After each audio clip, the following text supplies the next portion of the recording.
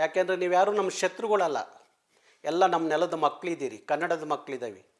ನಮ್ಮನ್ನು ಕೆಡಕ್ಬೇಡ್ರಿ, ಹೋಗ್ರಿ. ದಮ್ಮಿದ್ರೆ ಅದು ಯಾವ ಮಾರ್ವಾಡಿನೋ, ಸಿಂಧಿನೋ, ತಮಿಳನೋ, ತೆಲುಗುನೋ ಮಾಡಬಾರ್ದು ಮಾಡ್ತಾ ಇರ್ತಾರಲ್ರಿ, ಹೋಗ್ರಿ.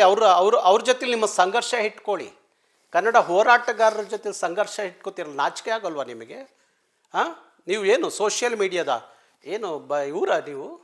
ಹಾಂ, ಗೊತ್ತಿಲ್ವ ನಿಮ್ಮ ಬಂಡವಾಳಗಳು ನಮಗೆ? ಇದೆಲ್ಲ ಬೇಡ. ಏನಾದರೂ ಕನ್ನಡದ ನಾಡಿಗೆ ನುಡಿಗೆ ನಿಮ್ಮ ಸೇವೆ ಆಗಬೇಕು. ಈ ನೆಲದಲ್ಲಿ ಹುಟ್ಟಿದ ಋಣ ತೀರಿಸ್ಬೇಕು. ಈ ಮಣ್ಣಿನ ಋಣ. ಯಾರನ್ನೂ ಬ್ಲ್ಯಾಕ್ ಮೇಲ್ ಮಾಡೋದಲ್ಲ, ಯಾರನ್ನೋ ಇಟ್ಕೊಂಡು ಅದರಲ್ಲಿ ಮಜಾ ತಗೊಳ್ಳೋದಲ್ಲ, ಯಾರಿಗೋ ಮಜಾ ಕೊಡೋಕ್ಕೆ ಇನ್ಯಾರಿಗೋ ದ್ವೇಷ ಮಾಡೋದು ಅಲ್ಲ, ಅದಲ್ಲ. ಇದೆಲ್ಲ ಬಿಟ್ಟು ಬಿಗ್ ಬಾಸ್ ಎಷ್ಟು ದಿವಸ ಇರುತ್ತೆ, ಎಷ್ಟು ದಿವಸ ನಡೆಯುತ್ತೆ? ಯಾರು ಅಲ್ಲಿ ಗೆಲ್ತಾರೆ? ಯಾರಾದರೂ ಗೆದ್ದು ಬರಲಿ ಹೇಳು. ಈಗ ಯಾರೋ ಅಲ್ಲಿರುವಂಥವ್ರನ್ನೆಲ್ಲರೂ ಒಂದೊಂದು ಗುಂಪು ಬೆಂಬಲಿಸಿ ಅವ್ರಿಗೆ ಓಟ್ ಹಾಕ್ಬೇಕಾ, ಹಾಕಿ. ಅದಕ್ಕೆ ಇನ್ಯಾರನ್ನೋ ಟೀಕೆ ಮಾಡೋದು, ಇನ್ಯಾರಿಗೋ ಅವಹೇಳನಕಾರಿ ಪೋಸ್ಟ್ಗಳು ಹಾಕೋದು ಯಾವ ಸಂಸ್ಕೃತಿ ಇದು? ಯಾರು ಕಲಿಸಿದ್ದು? ಹಾಂ, ಇದೆಲ್ಲ ಬಿಟ್ಟು ನಿಜವಾಗಿ ನೀವು ಕನ್ನಡಿಗರಾಗಿದ್ದರೆ, ಯಾರೋ ತಮಿಳರು ತೆಲುಗರು ಮಾಡ್ತಾರಲ್ಲ, ಏನೋ ನಾಡು ನುಡಿ ವಿಚಾರದಲ್ಲಿ ವಿರೋಧವಾಗಿ ನಡ್ಕೋತಾರಲ್ಲ, ಲೂಟಿ ಮಾಡ್ತಾರಲ್ಲ ಕರ್ನಾಟಕದ ಆಸ್ತಿ, ಕನ್ನಡದ ಆಸ್ತಿ, ಕನ್ನಡಿಗರ ಆಸ್ತಿಯನ್ನು, ಅವ್ರ ಜೊತೆ ಸಂಘರ್ಷಕ್ಕೆ ಇಳೀರಿ. ದಮ್ಮಿದ್ರೆ ಹೋಗ್ರಿ. ಒಂದಿನ ನನ್ನ ಭಾಷೆ, ನನ್ನ ನಾಡು, ನನ್ನ ನುಡಿ ಅಂತ ಒಂದು ದಿವಸ ಕೋರ್ಟ್ ಕಟ್ಕಟ್ಟಲ್ಲಿ ನಿಂತ್ಕೊಳ್ಳಿ, ಗೊತ್ತಾಗುತ್ತೆ. ಇಲ್ಲ ಜೈಲಲ್ಲೂ 16 ದಿವಸ ಇರ್ರಿ, ಗೊತ್ತಾಗತ್ತೆ. ಶೂನ್ಯ ನಿಮ್ಮ ಸಾಧನೆ ಈ ನೆಲಕ್ಕೆ ಶೂನ್ಯ ಅಂಥ ಜನ ನೀವು ಏನು ಉಪದೇಶ ಮಾಡ್ತೀರಿ ಹೋರಾಟಗಾರರಿಗೆ? ಹಾಂ, ಅದಕ್ಕಾಗಿ ಹೇಳ್ತಾ ಇದ್ದೀನಿ, ಇನ್ಮೇಲಾದ್ರೂ ಇಂಥದ್ದೆಲ್ಲ ಬಿಟ್ಟು ನ್ಯಾಯವಾಗಿ ಬದುಕೋದು ಕಲೀರಿ. ಆಗ ಬದುಕಿರು ಮಾತ್ರ ಈ ನೆಲದಲ್ಲಿ ನಿಮ್ಮ ಬದುಕು. ಇಲ್ಲದೆ ಹೋದರೆ ಭಾರಿ ಕಷ್ಟ ಆಗುತ್ತೆ. ನಾನು ನೋಡಿದೆ, ನಾನು ಬಿಗ್ ಬಾಸು ನೋಡೋದಿಲ್ಲ, ಸೋಷಿಯಲ್ ಮೀಡಿಯಾದಲ್ಲಿ ಫೇಸ್ಬುಕ್ಕು, ವಾಟ್ಸಪ್ಗಳು ಯಾರು ಹೇಳಿದ್ರೆ ನೋಡ್ತೀನಿ, ಅದನ್ನು ನೋಡಲ್ಲ. ನನ್ನದೇ ಆದಂಥ ಕೆಲಸ ತುಂಬ ಇದೆ.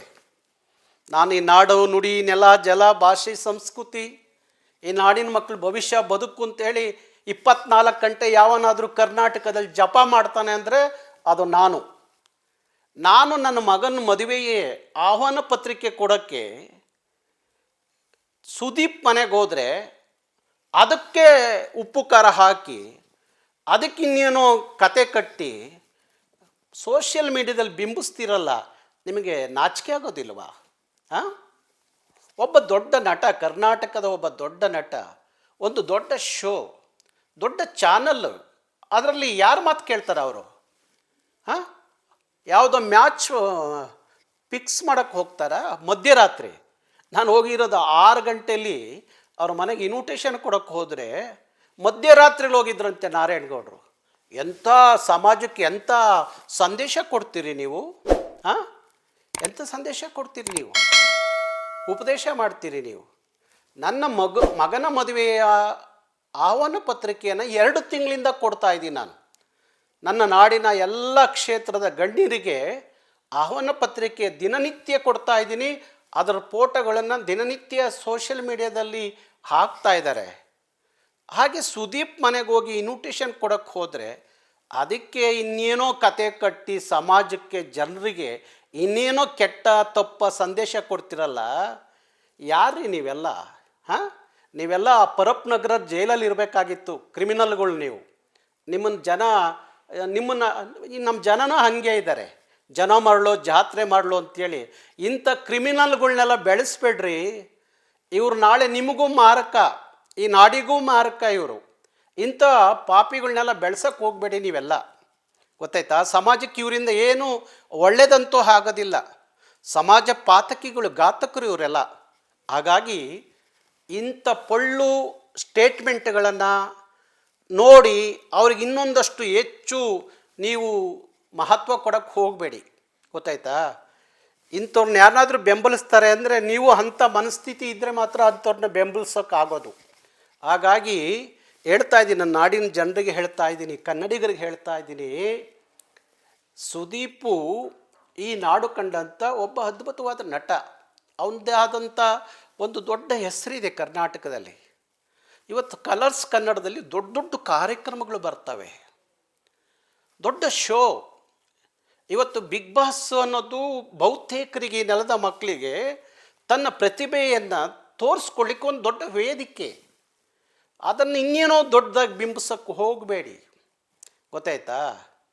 ಯಾರ ವ್ಯಕ್ತಿತ್ವವನ್ನು ನಿಮ್ಮಂಥ ಕ್ರಿಮಿನಲ್ಗಳಿಂದ ಕಡಿಮೆ ಆಗುತ್ತೆ, ಕಡಿಮೆ ಮಾಡ್ತೀವಿ ಅಂತ ಹೇಳಿ ನೀವೇನಾರು ಕನಸು ಕಟ್ಕೊಂಡ್ರೆ ಅದು ಮೂರ್ಖರ ಕನಸು ಅಷ್ಟೇ, ಗೊತ್ತಾಯ್ತಾ? ಸುದೀಪ್ ಬೆಳೆದು ನಿಂತಿದ್ದಾರೆ.